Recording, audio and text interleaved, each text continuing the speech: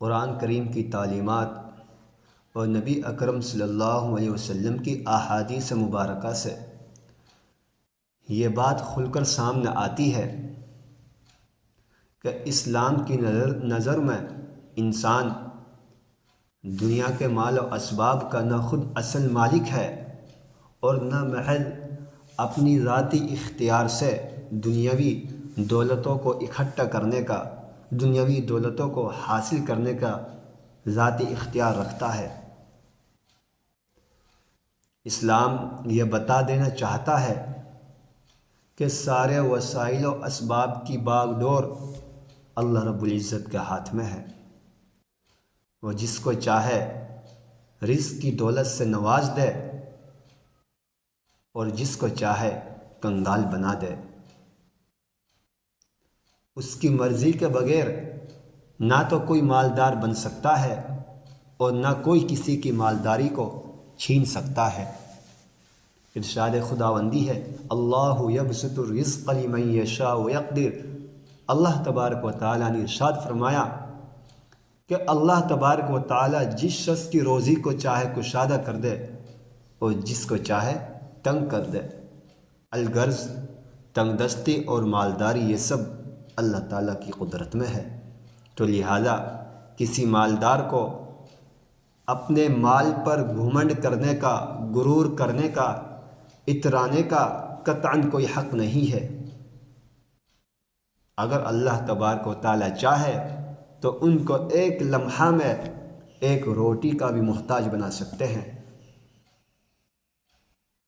جیسا کہ اللہ تبارک و تعالیٰ نے قرآن مجید میں بیان کیا، ما یفتح اللہ للناس من رحمت فلا ممسک لها وما یمسک فلا مرسل له من بعدہ، کہ اللہ تبارک و تعالیٰ جو رحمت لوگوں کے لیے کھول دے اس کو کوئی بند کرنے والا نہیں ہے،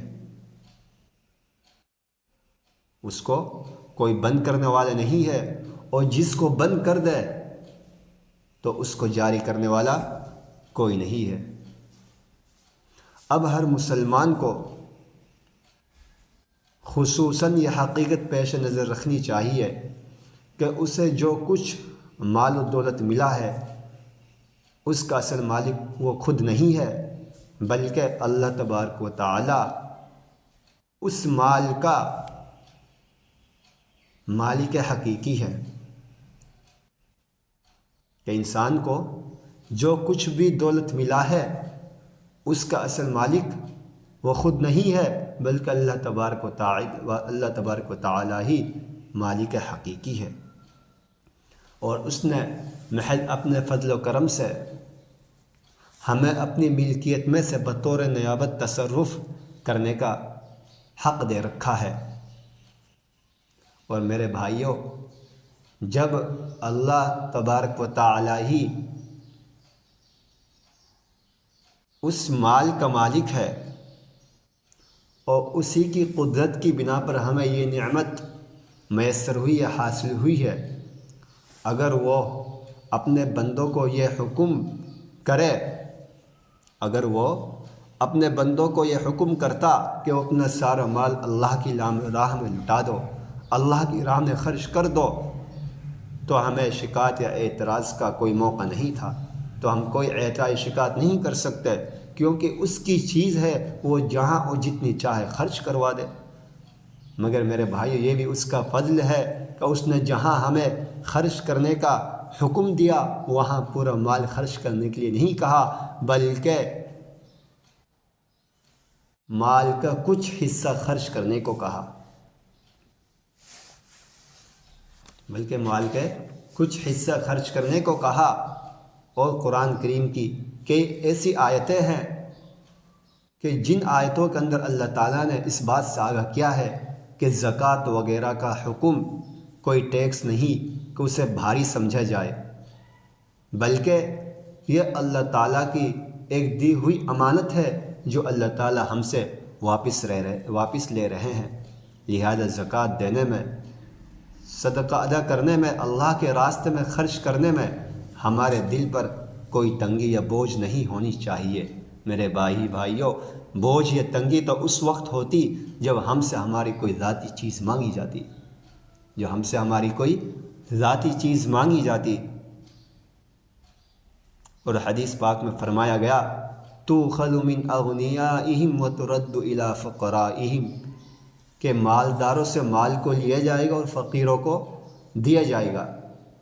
تو اس حکم کی وجہ سے زکوٰۃ دینا اور آسان ہو گیا کہ ہم اپنے مال کو ضائع نہیں کر رہے ہیں، ہم اپنے مال کو برباد نہیں کر رہے ہیں، بلکہ اپنے ہی بھائیوں کی ضرورت کو پورا کر رہے ہیں، اپنے ہی بھائیوں کی ضرورت کو پورا کر رہے ہیں۔ اور اپنے محتاج بھائی کی حاجت روائی پر صرف کرنا، اپنے محتاج بھائی کی ضرورت کو پورا کرنا، دراصل یہ اللہ تعالیٰ ہی کو دینا ہے، دراصل یہ اللہ تبارک و تعالیٰ ہی کو دینا ہے۔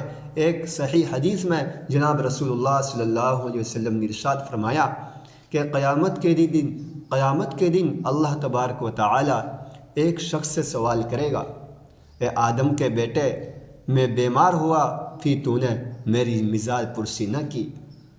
تو وہ شخص حیرت سے پوچھے گا، اے پروردگار، بھلا میں آپ کی عیادت کیسے کرتا؟ آپ تو خود دونوں جہاں کا پروردگار ہے، آپ تو سارے جہانوں کے پروردگار ہے۔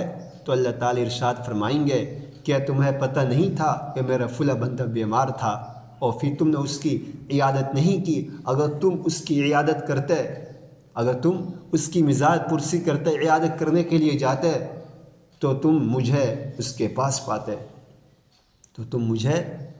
پاس پاتے، اور فرمایا، اے آدم کے بیٹے، میں نے تجھ سے کھانا مانگا تھا اور تے نے مجھے کھانا نہیں کھلایا۔ تو وہ شخص حیرت سے پوچھے گا، اے اللہ، بھلا میں آپ کو کھانا کیسے کھلاتا؟ آپ تو پوری کائنات کے نظام کو چلانے والے ہیں، پوری کائنات آپ کی محتاج ہے، آپ تو سارے جہانوں کے پروردگار ہے، بھلا میں آپ کو کھانا کیسے کھلاتا؟ اللہ تبارک و تعالی ارشاد فرمائیں گے کہ میرے فلاں بندے نے تجھ سے کھانا مانگا تھا اور تو نے اسے کیا ہے کھانے کے لیے نہیں دیا، کھانا نہیں کھلایا۔ اگر تم اسے کھانا کھلاتے تو تم مجھے اس کے پاس پاتے، اگر تم اسے کھانا کھلاتے تو تم مجھے اس کے پاس پاتے۔ اور اے آدم کے بیٹے، میں نے تجھ سے پانی مانگا تھا مگر تو نے پانی نہیں پلایا۔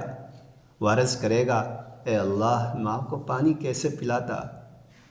اے اللہ، میں آپ کو پانی کیسے پلاتا؟ آپ تو خود رب العالمین ہے۔ تو اللہ تعالیٰ فرمائے گا کہ تم سے میرے فلاں بندے نے پانی مانگا تھا مگر تم نے اسے پانی نہیں پلایا، اگر تم اسے پانی پلاتے تو اس کو میرے پاس پاتے۔ کیا فرمایا؟ اگر تم اسے پانی پلاتے تو اس کو میرے پاس پاتے، یعنی یہ عمل خیر میرے پاس محفوظ رہتا، یہ عمل خیر میرے پاس محفوظ رہتا۔ یعنی میرے بھائیوں، جو یہ نیک اعمال کیے ہیں، ان نیک اعمال کا ذخیرہ جو ہے کہ انسان اللہ تعالیٰ کے پاس پاتا۔ اور یہ بھی دیکھیے کہ عام طور پر شرعی عبادات کے ثواب و نتیجہ کا وعدہ آخرت کی زندگی میں کیا گیا ہے۔ مثلا نماز سے جنت میں فلاں نعمت ملے گی، روزے داروں کو فلاں ثواب کا مستحق بنایا جائے گا، مگر زکوٰۃ اور صدقات کے لیے جہاں آخرت میں عظیم الشان اجر و ثواب کا ذکر ہے، وہی دنیاوی نقد فائدے کو بیان کیا گیا ہے، اور یہ فائدہ اتنا عظیم ہے کہ دنیا کی کسی بھی دولت سے اس کی قیمت نہیں لگائی جا سکتی۔ اور اس فائدے کے حصول کے لیے، اس فائدے کو حاصل کرنے کے لیے انسان بڑی سے بڑی قربانی دینے اور مالی نقصان کو برداشت کرنے کے لیے تیار ہو جاتا ہے، آمادہ ہو جاتا ہے۔ اور وہ فائدہ یہ ہے کہ زکوٰۃ اور صدقہ ادا کرنے سے مصیبتیں اور بلائیں ٹلا دی جاتی ہے، کہ زکوٰۃ اور صدقہ ادا کرنے سے بلائیں اور مصیبتیں ٹلا دی جاتی ہے۔ حدیث میں ارشاد نبوی صلی اللہ علیہ وسلم ہے، بادروا بالصدقۃ فإن البلاء لا يتخطاها، صدقہ دینے میں جلدی کرو، اس لیے کہ مصیبت صدقہ سے آگے نہیں بڑھتی۔ یعنی اللہ تعالیٰ صدقہ کی وجہ سے مصیبت کو دفع فرما دیتے ہیں۔ اور ایک دوسری حدیث شریف میں وارد ہے، ان الصدقۃ لتطفئ غضب الرب وتدفع میتۃ السوء، کہ بے شک صدقہ اللہ تعالیٰ کے غصے کو ٹھنڈا کرتا ہے اور بری موت سے بچاتا ہے۔ صدقہ، اللہ کے راستے میں صدقہ دینا، یہ اللہ کے غصے کو ٹھنڈا کرتا ہے اور بری موت سے بچاتا ہے، یعنی سخت بیماری اور سنگین حالات سے بچانے میں بھی مفید ہے۔ اور اس کے علاوہ صدقہ اور زکوٰۃ کی ادائیگی کا ایک اثر یہ ہے کہ اس سے مال میں کمی نہیں آتی بلکہ برکت کے اعتبار سے زیادتی ہی ہوتی ہے۔ تو میرے بھائیوں، یہ تو دنیا کا فائدہ ہے، مگر زکوٰۃ اور صدقہ کے اخروی بے شمار منافع ہے، اور جو اخروی منافع ہیں وہی ہمارے پیش نظر رہنے چاہیے۔ تو ان میں سے چند جو ہے میں آپ کے سامنے بیان کرتا ہوں کہ اگر کسی شخص نے اللہ کے راستے میں 1 روپیہ خرچ کیا، اللہ کے راستے میں 1 روپیہ دیا، تو اللہ تبارک و تعالیٰ اس 1 روپیہ کے بدلے میں 700 گنا اجر ثواب مقرر فرما دیتے ہیں۔ 700 گنا اجر مقرر فرما دیتے ہیں۔ دیکھیے سبحان اللہ، اللہ کتنے بڑے غفور الرحیم ہے کہ اللہ کے راستے میں 1 روپیہ دیا اور اس کے بدلے میں ثواب 700 گنا تک پہنچا دیا۔ اور اخلاص وغیرہ کی وجہ سے اس میں زیادتی کا وعدہ بھی ہے۔ اگر کسی نے اور اخلاص کے ساتھ دیا ہے، جیسے کسی کا اخلاص ہوگا اسی کے مطابق اور زیادہ ثواب سے نوازا جائے گا۔ تو اس لیے ہم اللہ کے راستے میں صدقہ یا زکوٰۃ جو بھی دے تو اخلاص اس میں ہونا چاہیے، ریا اور دکھلاوا نہیں ہونا چاہیے۔ زکوٰۃ اور صدقہ میں خرچ کرنا یہ گویا اللہ تعالیٰ کے ساتھ تجارت کرنا ہے جس میں کسی نقصان کا اندیشہ نہیں ہے۔ اور تیسرا یہ ہے کہ صدقہ قیامت کے دن ہمارے لیے حجت بنے گا۔ چوتھا یہ ہے کہ زکوٰۃ اور صدقہ کے معمولی حصہ، یعنی اگر کسی نے زکوٰۃ اور صدقہ کا ایک معمولی حصہ، مثلا ایک کھجور ہی کو اللہ کے راستے میں دیا، تو اللہ تعالیٰ اس ایک کھجور کو اپنے ہاتھ میں لے لیتا ہے اور اس کی اسی طرح پرورش فرماتا ہے جیسے انسان اپنی اونٹنی کے بچے کی پرورش کرتا ہے، یہاں تک کہ وہ چھوٹی سی کھجور اللہ تعالیٰ کے یہاں بڑے بڑے پہاڑ کے برابر پہنچ جاتی ہے۔ یہاں تک کہ وہ چھوٹی سی کھجور اللہ تبارک و تعالیٰ کے یہاں بڑے بڑے پہاڑ کے برابر پہنچ جاتی ہے۔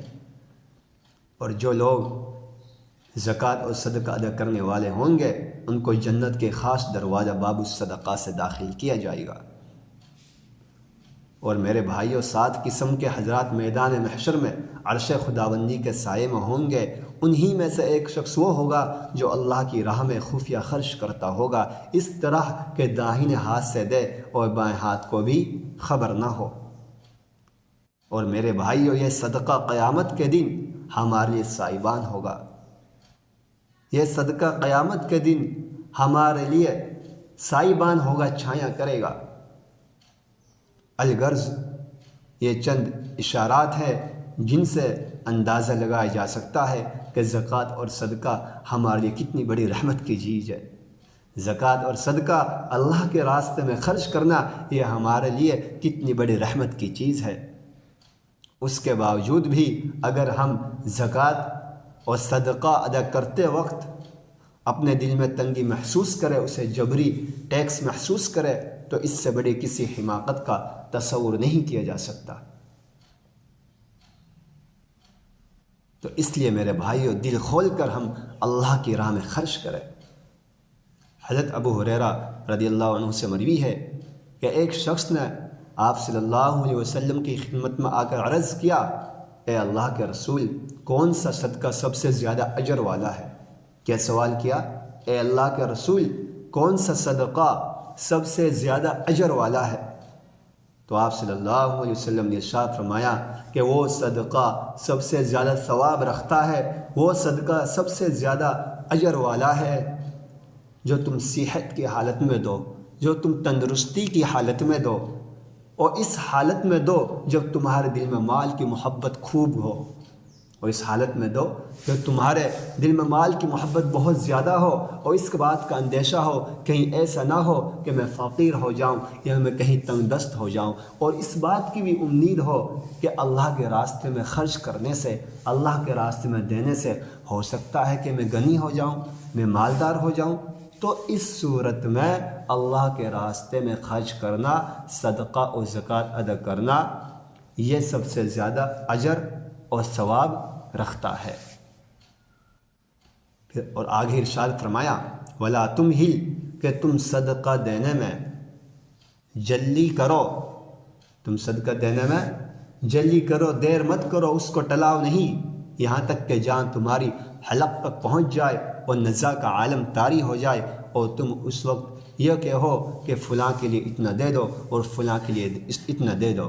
اس وقت کچھ فائدہ نہیں ہوگا، اس لیے کہ وہ مال اب تمہارا نہیں رہا، وہ مال تمہارے وارثوں کا ہو گیا۔